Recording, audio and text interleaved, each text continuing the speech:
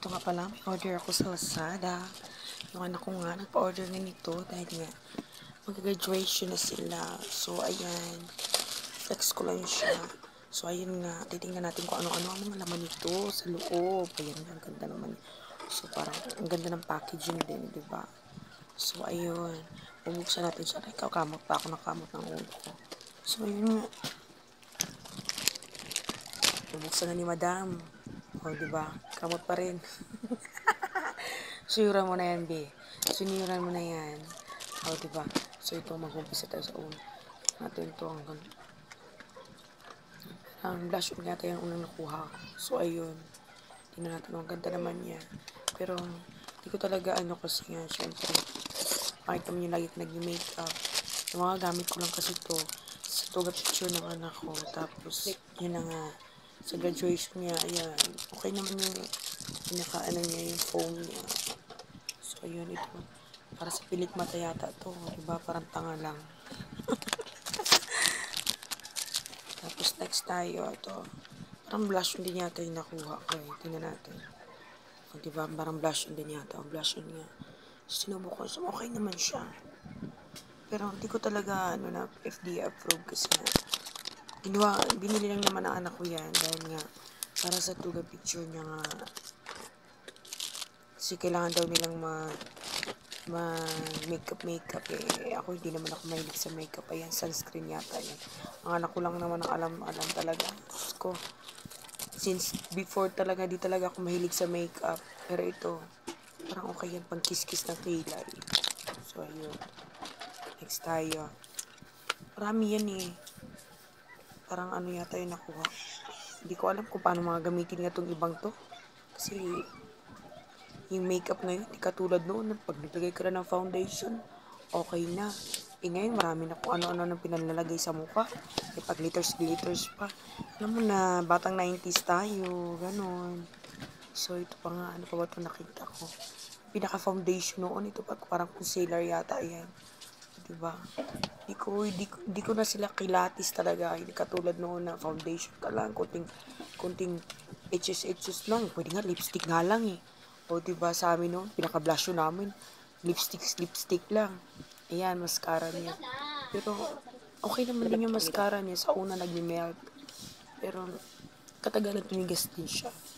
Diba, okay naman din. Kasi hindi naman talaga pang ano yan, hindi naman talaga totally pang, katulad na pang araw-araw mong gagamitin. Pangit din naman. O, tingnan natin yung lipstick niya. O, diba? Parang ano siya, parang may tagal niya natanggal. Kung hindi ko pa inano sa tubig yan, hindi matatanggal. O, diba? Ang ganda-ganda tingnan. Parang ano lang parang ano lang sa kanto o, diba? Feeling mo kisa lips ka pa, o, diba? Tamang pa-cute lang. Pero ano siya, nagtigas tapos, inano ko pa nga siya sa tubig. Okay naman. Okay naman siya. So, ito next, parang ano pa rin siya, parang foundation pa rin siya. Yan. Kulay, ano nga lang siya, kulay green. Ito naman next is, yan yung face powder. Press powder kung tawagin yan. Yan. Pero hindi talaga ako mahilig sa ganyan. Mas okay na ako sa pants na lang, ganyan. Yan yung pinaka, mga brush, pang blush on. Yan. So, ano pa ba yan? Parang ano rin maala yan, parang ano rin yata sa eyebrow din yan. Oh, ang ganda din niya eh. Parang, or pang nose line ba yan? Hindi ko talaga totally alam. So, ito next is, ano yan? Yung parang gel din siya. Oo.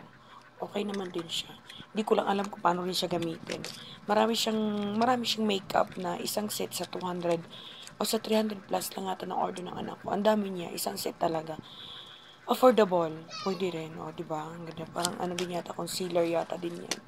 Dami nga, kung ano-anong mga, ano siya, maraming package, kumbaga, maraming bundle, kumbaga, tawagin. Ayan, lipstick ulit. O, lipstick ulit si Madam. Diba? O, sige lang. Tamang pakit lang. So, next tayo. What's the next? Pakis-kis ka pa dyan. Ito, yan. Yung gusto ko yan. Yung yung eyeliner niya, yung eyebrow niya. May brush. Maganda rin siya. Kasi hindi ko kasi parang kulay black yata siya. Pero ginagamit ko siya ngayon. Ganda naman niya.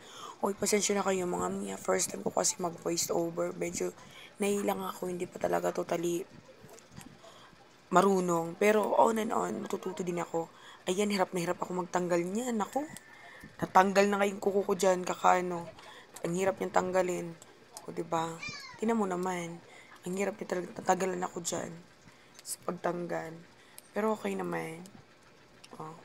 Parang ano yata yan. Parang ano ba yan? O yun nga yung pang liquid eyeliner kung tawagin namin noon. Ngayon hindi ko siya alam kung paano siya tawagin. Basta sa amin noon liquid eyeliner. Eyeliner siya tawagin. So ayan, pinakalas na yata yan. Or not sure, blush on yata yan. Yes, blush on. Pero nakaganda sa blush on na yan. Dahil meron siyang salamin sa likod. O, diba? Ganda nga yan, pink na pink o last na siya. So, marami siya, isang bundle talaga siya. Affordable. Kasi nga, hindi ka tulad ng bibili ka ng tingi-tingi yan. Pero hindi ko talaga i-advise na araw-arawin ang gamit yan kasi syempre baka makasira din sa mukha. O di ba ang ganda niya, ang dami ng package, di ba? O di ba, kompleto. O thank you for watching guys. Ayan lang sa ngayon. Video ko kasi nga hindi pa ako marunong talaga totally mag voice over. Matututo din ako balang araw. Thank you for watching.